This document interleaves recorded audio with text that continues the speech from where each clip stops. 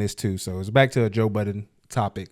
And I know we haven't really been touching on Pod Wives since our first review of it. Unfortunately, it just wasn't interesting to us. I didn't want to hear about Joe putting lube on and how much Ian hated his wife. Like, it just wasn't really my kind of like content that I wanted to get into. Yeah. And not at all. I would watch Parks and his wife do anything though, because they were cool. She's gorgeous. They were cool. And I think like overall, it just wasn't really for us. And that's why I wasn't like going to pirate it any longer to try to have us watch it. I think we should continue to pirate it though. I mean, we're never going to stop that. It was just. No, like to talk about it on the show. Oh, okay. Yeah. We just, okay. We could if we want to. I just didn't think there was anything interesting. Like, it was just freak boy shit and like, let me do what I want to my woman because I have more money than you. You know what? I did not need to know that Joe just be in the corner just like that. I did not need to know that. I didn't need to know you had travel lube. Like, what's going on with that? Is some sick shit. Just say that. That's some Diddyism. That's a Diddyism. A Diddyism. To have travel lube. And so today, right? Did I say travel? Yeah, travel. It's travel. Okay. It's all right. You're doing your thing. But no, it was funny too. So Ian, that's the head guy over at Ian Schwarzman. He tweets out that the Post actually picked up the post that they talked about, one of the guys who's on the show, Keno, who is one of Joe and those guys' friend.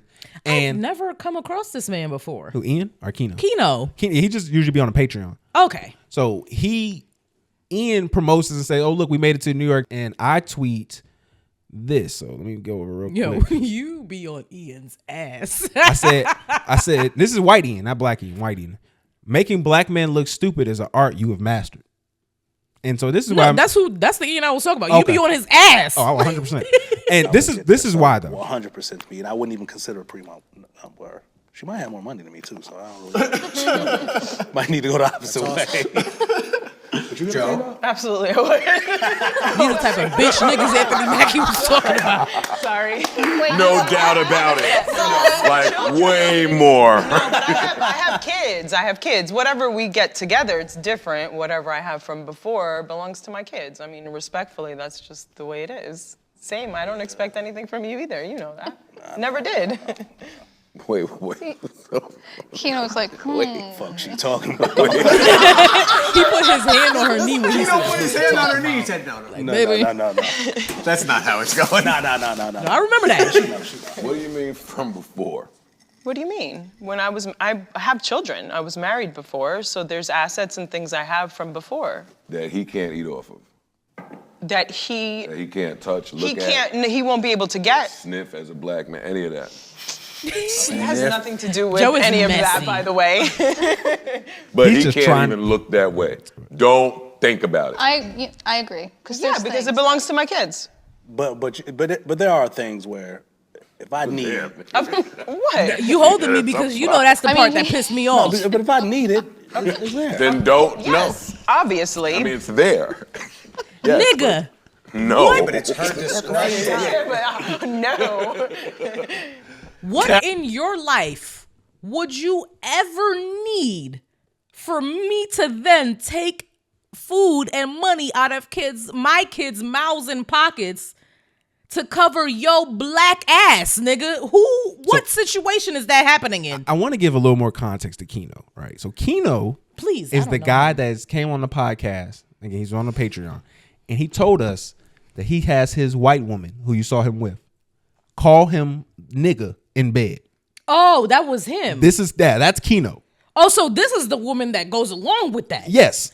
Okay, bitch. Okay. So see, because I was on your side until then. But no, this is what, to me, I think even the more interesting light to shine on is like the idea that black men have when they engage with white women, as if like the white woman sees them as like this superior Adonis that like needs to be given everything they ask for regardless of where it came from. And when it's like really in turn, you're just the black plaything she's using in her golden years. Like that's really not what even you her are. golden years. I mean, she's older. Some say she's an older woman. She's got kids. Like, Okay. I feel like, what was I gonna say? Fuck. Continue. No, I would just say like it's so embarrassing because what he did there was essentially made himself look so pathetic. And for Ian to then promote like, oh, that is a good thing for our podcast and our show, when you're just I mean, the here, clip went viral. So I mean, again, that's cool, but at what expense? Like this guy isn't. Keno doesn't do content. He's just a Joe friend that comes along, and Joe kind of likes to exploit their stories. So it's for me, I don't see what Keno gets out of that. Like it's not like he's going to make anything better for him. He's just going to be an embarrassment. Now when he walks out the street, people are like, "Oh, you need your wife to give you some money." Like, you know what I'm saying? Like Keno you just made yourself look crazy, or his girl. Keno is obviously a pathetic little man. But that's what he made it seem. I don't want to call him that. No, because I don't know him. I'm just saying I don't want to call him that because I don't know him. I'm just saying these actions make you look of that, and it like looks, a pathetic little man. And it looks like Joe is just pulling the strings. That's exactly what he was doing. He was like, as a black man, he made him look like a clown.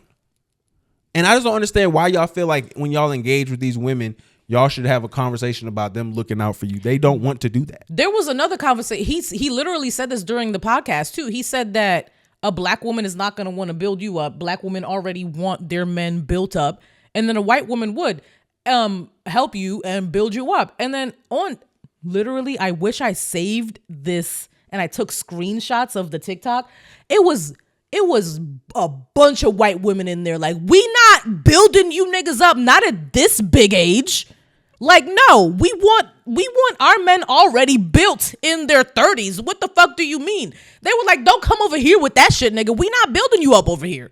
And then you completely ignore the history of black women just putting up with shit and building niggas up. Which one is it? Is it the nigga who's borrowing the car of his woman and driving around and cheating? Or is it the we don't support y'all? Which one the fuck is it? I just think that is hilarious.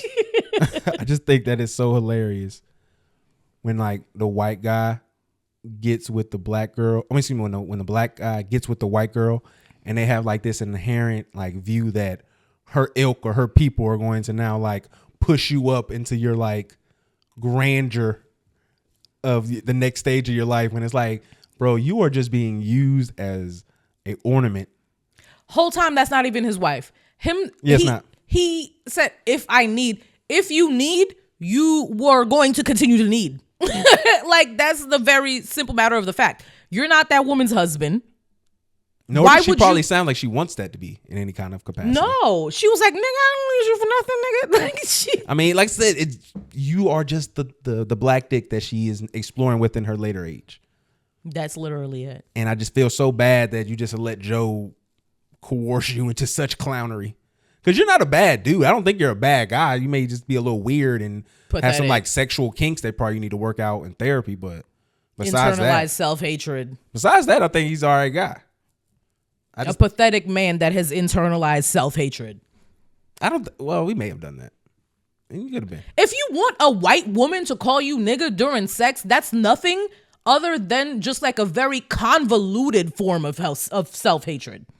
It cannot be anything else other than that. It's like, if you have a slave kink, that's exactly what that is. It's more like a fetish. It's more like a it's a slave kink, a perverted fetish. It's just a different branch of slave kink. The funny thing about it is, even when like they're in situations like this, they still keep the black man with a white girl smile. Like it never leaves. Even when like she's like saying the most disrespectful shit to them, the smile just never leaves their face. Because he doesn't believe her. True. He probably doesn't even think that she doesn't even know what she's saying. He's gonna get a sad awakening when the time actually comes that he might need to borrow something that is labeled as her children's, and she's like, nigga, fuck no, get your black hands off of my money. Get your black mitts out of here. Yeah, like what? I'm not lifting you up generationally, nigga. What? That's not her plan whatsoever. She is going to leave you for dead if you were ever in a situation that was pulling her down. Yeah, maybe if it's pulling like to the side, but yeah, if it's pulling her down, she gonna cut you off, big dog. And she made it really clear. The streets. She made it really clear with that too. Like I don't see how you can leave that or look at that and feel as though you're in a relationship that's based off of like genuine security when it's more like a relationship of like convenience. That's what it kind of made it feel like. But I mean, that crazy. Could be doing what y'all do. I'm not trying to. Y'all put it out there for content. We are going to criticize and discuss it. So But at least kept the black face on, you know, black smile face on. That's a pathetic man. That shit didn't leave.